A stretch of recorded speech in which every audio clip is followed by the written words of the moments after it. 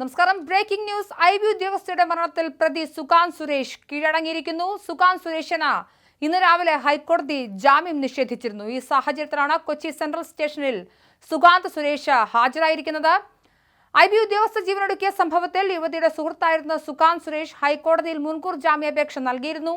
ഇത് ഇന്ന് രാവിലെ കോടതി തള്ളിയിരുന്നു. ഐബി ഉദ്യോഗസ്ഥരുടെ ആത്മഹത്യയിൽ ആരോപണ വിധേയനായ സഹപ്രവർത്തകൻ സുകാന്ത് സുരേഷ് ഒടുക്കം കൊച്ചി സെൻട്രൽ സ്റ്റേഷനിൽ ഹാജരായിരിക്കുന്നു.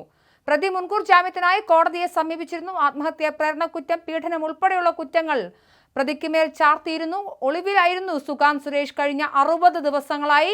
കേരള പോലീസിന് ഇയാളെ കണ്ടെത്താൻ സാധിച്ചിരുന്നില്ല. ലുക്കൌട്ട് നോട്ടീസ് അടക്കമിറക്കിയിട്ടും ഇയാളെ കണ്ടെത്താൻ പോലീസിന് സാധിച്ചില്ല. ഇതിന് പിന്നാലെ സുകാന്ത് ഹൈക്കോടതിയിൽ മുൻകൂർ ജാമ്യാപേക്ഷയും നൽകിയിരുന്നു. കഴിഞ്ഞ ദിവസം ഇവരുടെ ചാറ്റുകളും പോലീസ് കണ്ടെത്തിയിരുന്നു. മേഘയോട് എന്നാണ് നീ പോയി ആത്മഹത്യ ചെയ്യുന്നത് എന്നടക്കം ചോദിച്ചിരുന്ന സുകാന്ത് ആത്മഹത്യ പ്രേരണ കുറ്റത്തിൽ വ്യക്തമായ തെളിവുകളോടുകൂടി പോലീസ് പ്രതി ചേർത്തിരുന്നു. ഈ സാഹചര്യത്തിലാണ് ഹൈക്കോടതി ജാമ്യം കൂടി നിഷേധിച്ച സാഹചര്യത്തിൽ സുകാന്ത് കൊച്ചി പോലീസിന് കീഴടങ്ങുന്നത്.